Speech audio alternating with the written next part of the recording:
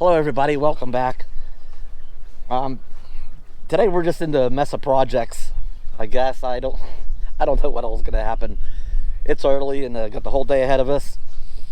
I guess a quick Bella update is, if you watched the last video, you know she was having some problems. She's got Lyme's disease and we got medication for that, and she's been doing really well.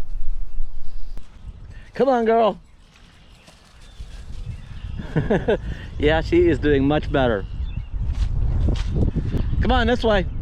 Come on, girl. Come on, girl.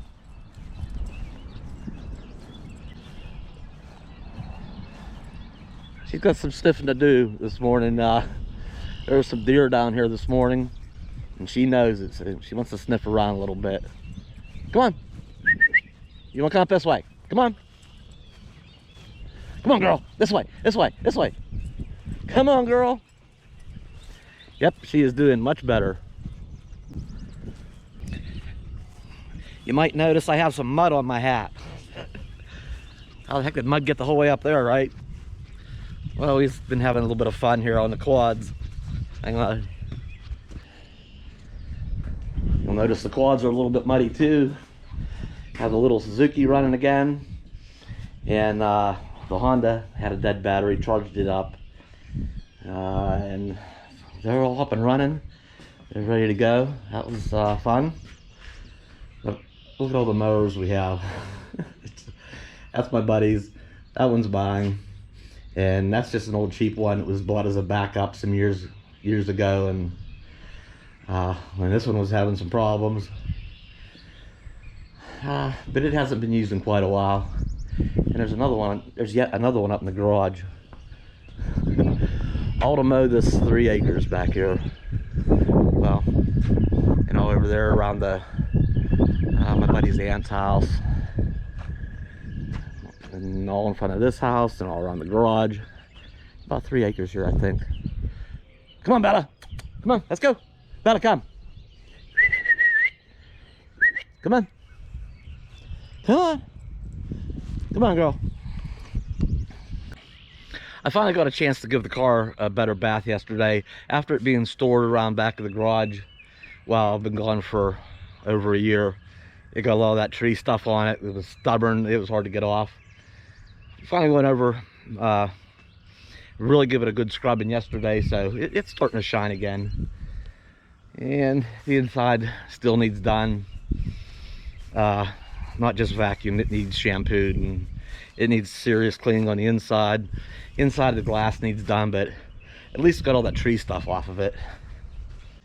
Every time I'm back here in Pennsylvania, here at my buddy's place, like I say, some of you already know, I have this arrangement where I come here and plug in, and kind of just in exchange for being helping out with all the mowing, and I'm kind of in-house mechanic. I keep stuff running or make different repairs and that sort of thing. So it works both ways. I get a place to plug in, I get a place to store my tools, and every time I'm here, I try to go through my stuff and reduce my footprint here, so I'm not taking up any more of the garage than I have to. So I have my whole roll-away toolbox here, a shelf with different automotive supplies and computer repair stuff, a little workbench here where I fix computers, and so that's a little bit of side money I make. And have both the motorcycles in here. There's the Kawasaki Versus, and here's the VanVan. It now has 811 miles on it. So it's still like new. I really struggle with selling this motorcycle, but it's a nice motorcycle. It's a lot of fun. I don't know. I'm probably gonna sell it. I guess if somebody had the cash and wanted to buy it, I'd let it go. Yeah, and the other mower, an old Gravely. There's all kind of things for cutting grass. So basically, between the motorcycles, oh wait a minute, there's the and my e-bikes over there, and my pedal bike, and I have another pedal bike upstairs. So I have 5 two-wheeled vehicles. Okay, 2 bicycles, an e-bike, and 2 motorcycles.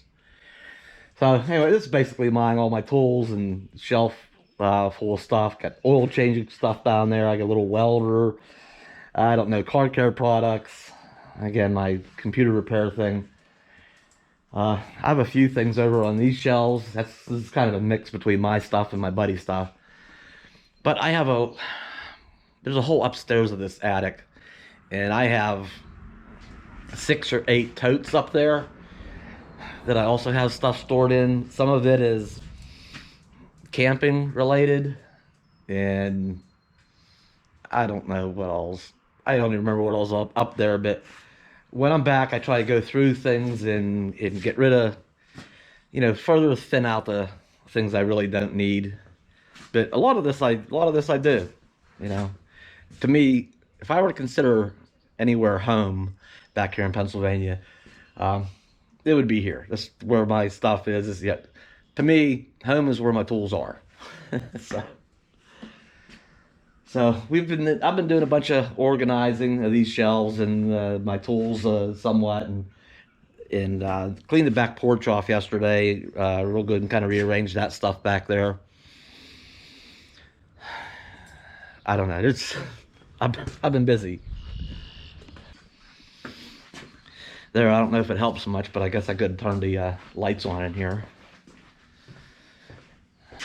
And I have this blast cabinet over here. It's like sandblasting, only it's bead blasting, glass beads. It does the same thing, basically.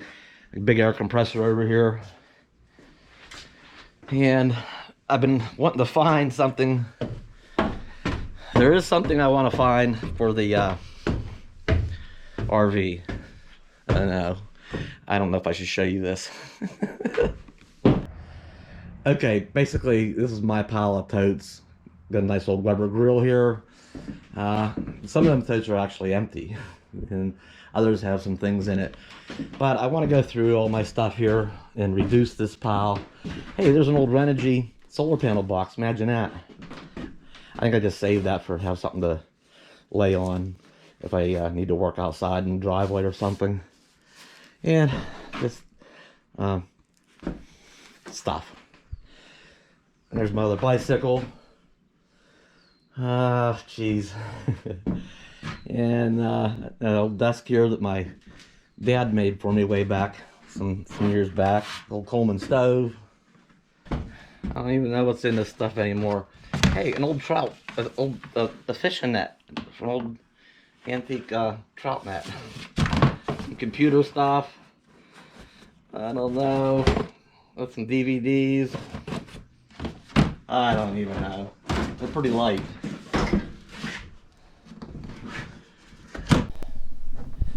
Okay, I got lucky. The very second tote that I grabbed has what I'm looking for in here. I guess I want to say something more about the car too, because I get asked sometimes if I would tow that car behind the bounder.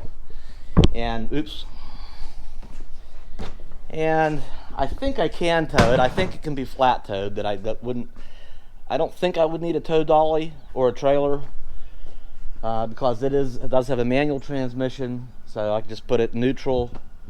And I would think it would be flat towed. I'd have to check the owner's manual to be sure. But the bounder is certainly capable of towing that little car. Would I?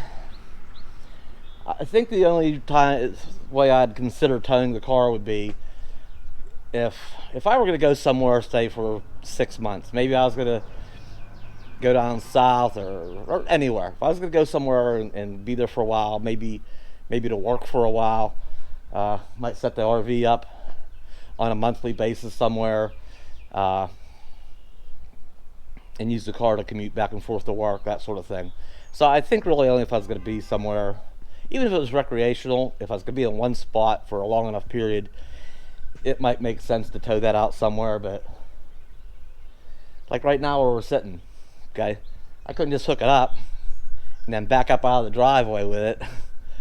I'd have to move the car out of the way and back the bounder up and then bring the little car down here, turn it around so it's facing ready to go out. Turn the bounder around, back it back down here, hook it all up, and drive off. Because there'd be no more backing up at that point. So no, I don't think I'd ever consider really dragging the car around just out seeing the country. The motorcycle gets the job done. I need to go on a little side trip or adventure or a little store run and don't feel like taking the RV, the motorcycle gets it done. I sure kind of miss having the VanVan along when I'm out in the desert, though. It's a lot of fun. Yes, and I also miss the e-bike. I've had them both out. I rode it for a little bit the other day. Took the VanVan out for a drive a couple times now. I wish I could haul them all. Now, one thing I did actually consider was getting a trailer that would fit all this stuff on the back, because there's times where it's a longer ride on bigger highways that the Kawasaki's the better bike to go. There's times out on loose gravel and dirt and sand out in the desert, out on some adventures, that the VanVan would be the better bike. There's times where I really wouldn't want a motorized vehicle on different trails, to where the e-bike would be ideal to have along.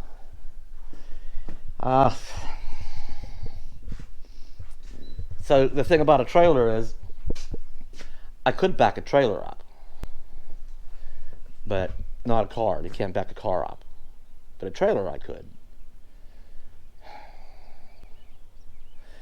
But that ain't happening. The bounder's 34 foot long,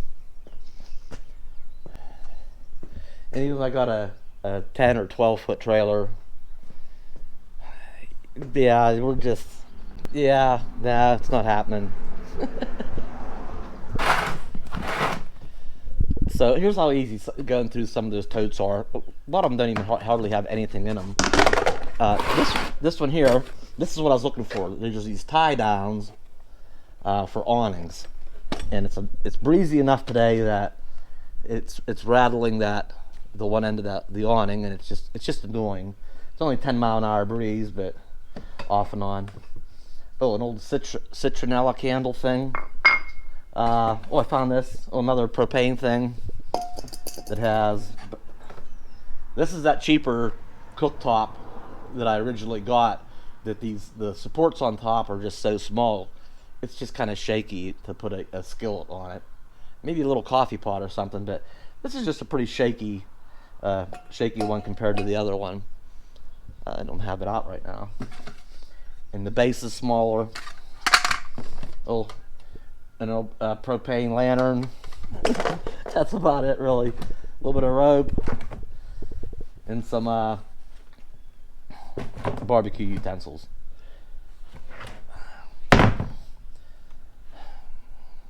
I don't stuff. Now, I'm not really sure how this goes exactly. I guess it should go right below the awning. These screw in just like those dog tie-offs go. Just anchors into the ground.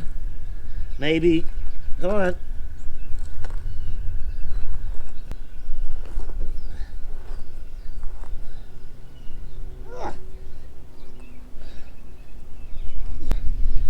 There we go. And then I think this just has a hook on the end of it. I can just hook it right over the awning. And then this loop goes on here. And somehow,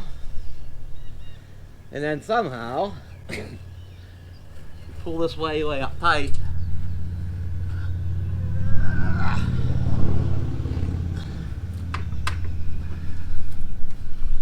There. When the wind blows, when you get little gusts of wind, this doesn't rattle.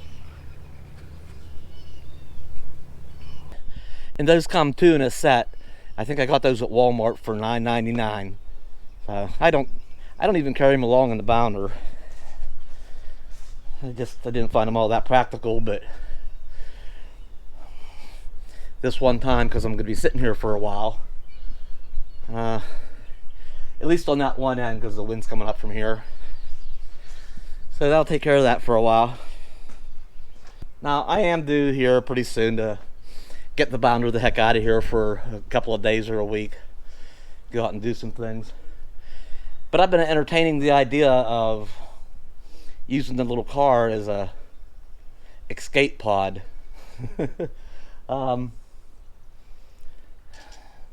What's nice about the car is I can take Bella and I can be gone for the day. I was thinking even maybe packing up some things. I have extra sleeping bags stored in the RV. Maybe taking a cooler, one of these little, maybe a little stovetop thingy, pack it along. So I was thinking about outfitting the little Ford Focus up a little bit for, you know, some adventures, going some places where the bounder can't. So that's a thought. I have to give that some more thought. So here's the difference in these burners. I bought this and I only used it a couple of times, and it's just not a very good setup. And you'll see how much nicer this other one is. I think it has a bigger footprint, or a stand, to give it more stability. Yes, it's much bigger. And then you can see how much bigger this top is. So, you know, it will support. It looks like it has better wind protection too, from this bigger shield, and it will support bigger pans too. So I didn't have the little one very long. Before I kind of retired it. Yeah.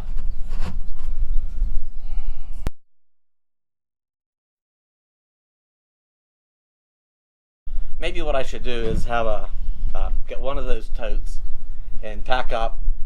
You know, I can put a sleeping bag in it, and the smaller camp stuff, and a few essentials in a tote. And if I want to go somewhere in the car, just grab that tote and a cooler, and I'll just have a separate, a little to go. What do you call those? A go bag, or a bug out bag. Sort of jump in the escape pod and go. Anyway, this is the nicer one that I carry in the bounder. And you know, when I don't want to cook, there's certain things I don't want to cook inside. I don't like cooking meats inside if I don't have to, because of grease splatter. Or sometimes I don't want to, you know, when the weather gets, you know, hot outside, I don't want to be making more heat inside and getting the inside of the bounder all hot. So I have that, and that's why I also have the little gas grill for cooking outside. One thing about the Suzuki VanVan, it's only 200 cc's, but I don't know, it runs good. It's styled, it's old school style. It's very similar, nearly identical to Yamaha has a version they call, I believe, the TW200, which even the new models, the 2020s, still are carbureted. The VanVan's been fuel injected, so there's no more of that having to choke it and any of that fussy stuff. The VanVan's actually, I think the TW200 brand new is $4,649 or something, and the VanVan's like at $46.99. The VanVan costs like $50 more than the TW, but I don't know why. Yamaha still uses a carburetor. They can be fussy and hard to start, and they're prone to get dirty and act up. The VanVan sitting here in a cool garage all night. Okay, I'll turn the key on. There goes the electric fuel pump.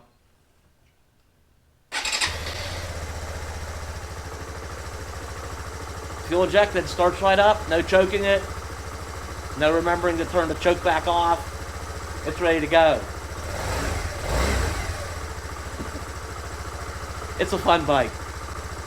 I'm actually gonna let that warm up a little bit, because I might take it out in about A little bit this morning. Same thing with the Kawasaki, fuel injected, always ready to go.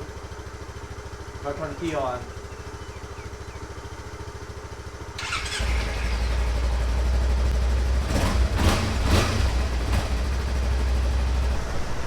I'll let those warm up for a little bit. I'll probably put them outside for a while today because I have some more organizing I want to do today. Might work on them shelves a little bit. I want to get rid of this shelving unit here, so I might situate some of this stuff better, move that over there, and get rid of this shelving unit. I'd like to decrease my footprint over here.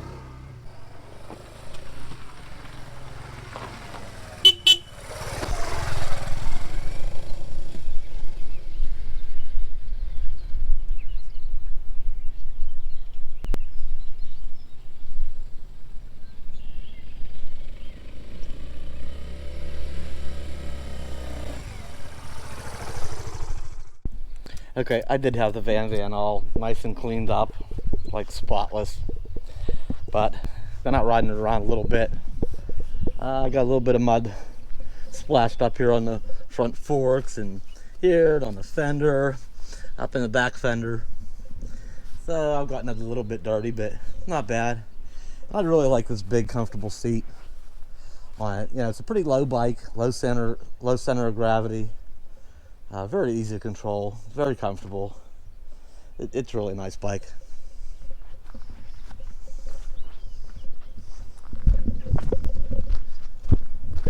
And the other thing about the VanVan is it's about 100 pounds lighter.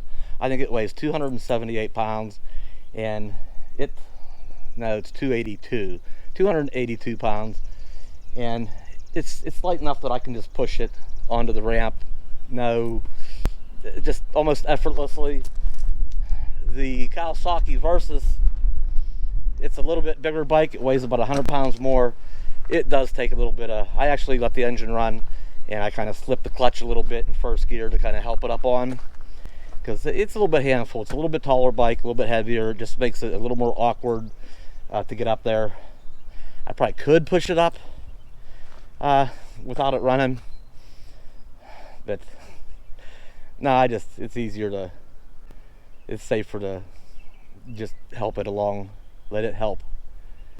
Okay, there's something else I should say about these is I just checked the hourly forecast, and actually wind gusts are supposed to be up in the mid-teens today, and that's starting to get a little bit strong. My cutoff point is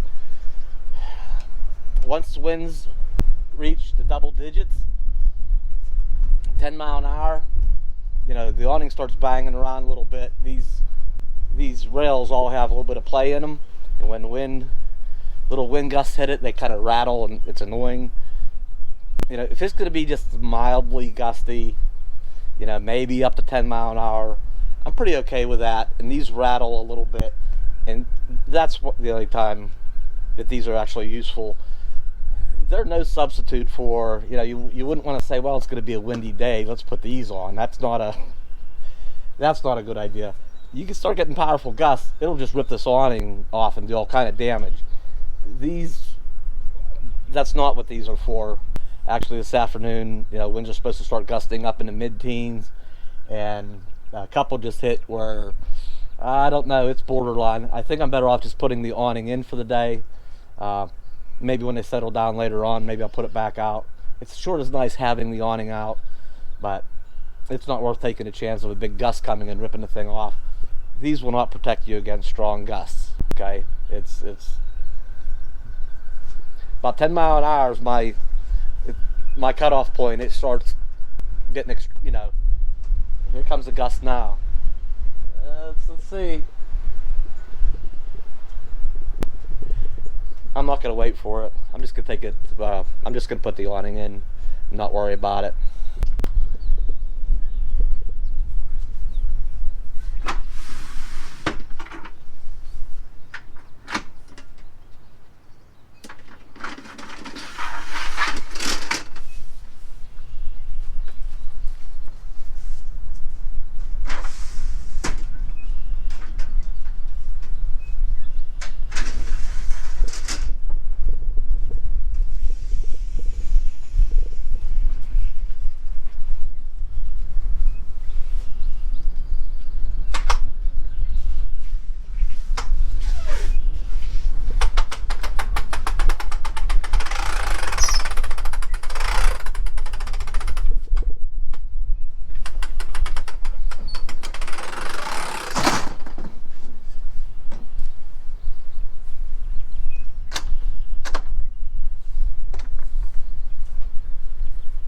Better safe than sorry.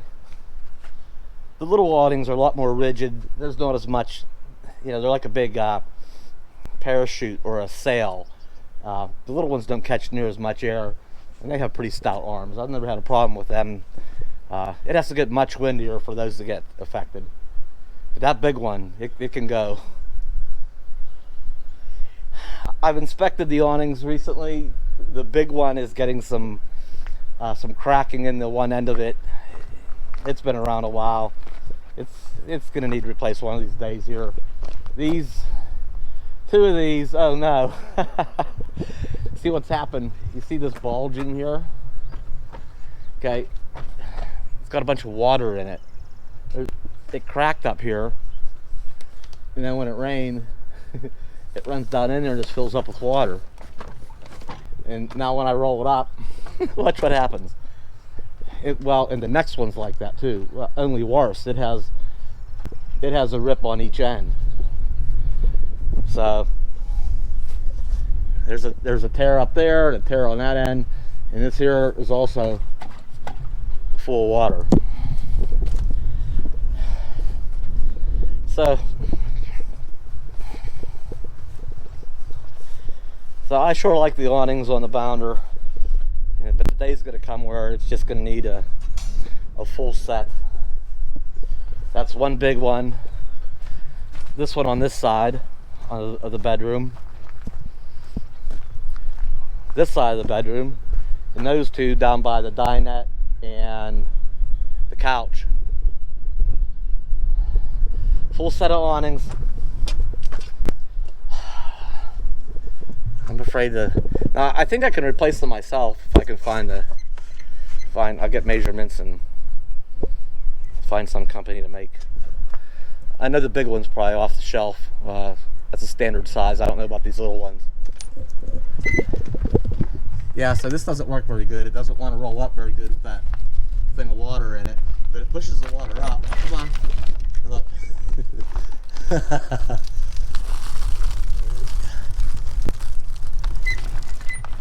Yeah, the awnings are about done. See, if I run that back and forth a couple of times, get some of that water out of there. That's what I got to do before to roll the rest of the way up, and it still ain't right. Now those rips just happened recently. They're finally old enough and sun-baked enough that I think when I was down in Florida and was down there for a couple of weeks, it's finally all they could take. They finally gave way. It's the first I noticed it anyway. I guess it was probably the first I was in an area where I got some rain down there a couple of days, and I noticed the bulging. They may actually have been torn or cracked a little bit way before that, but been out in the desert where it's been dry for so long, never noticed any bulging from water. So, awnings. Another thing that might go on with the bounder is I might clean all the carpets in it. They need it. It still has the original carpet in it, which is 30 years old. It is worn. You know, it has some traffic spots. It is worn, but it's not worn through. It's not terrible. I think I'd be happy with it, but it needs it certainly needs cleaned up. And what it is, my son has he bought a carpet cleaner that has an attachment on it for doing upholstery and things too, so I might do the chairs and the couch. But I'm first going to experiment on the little car, because I've been hesitant to... Oh good, it's dark in there. You can't see. But you know, the carpeting, the seats, actually the carpeting is so bad on the passenger side in particular that the front seats need to come out and do the carpeting from all the way in the front up into the back seat. Both those floor pans really need thoroughly done, and with the seats out of it, we'll set them out in the yard somewhere and do those up real nice. So yeah, and I got these floor ramp, or these car ramps out.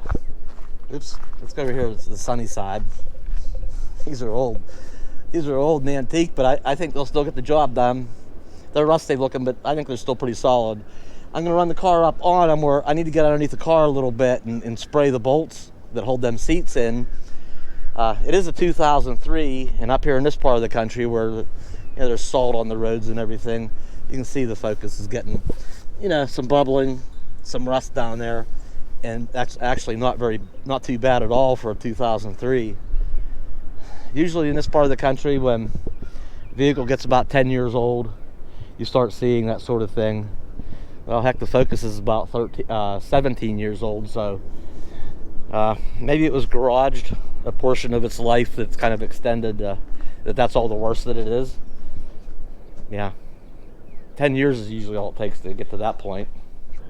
Hopefully I can run the car up on the ramps without going too far and driving off the ends of them.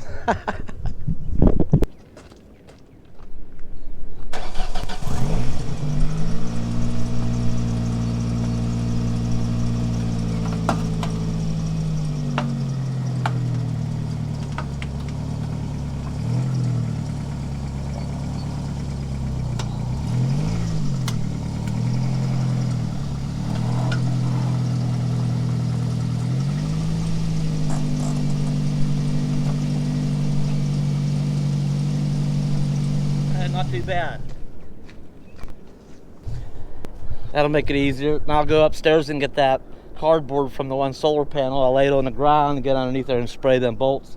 Yeah, the reason I mentioned that rust was, yeah, I'm sure them bolts are a little rusty too, so I'll spray them with some penetrating oil.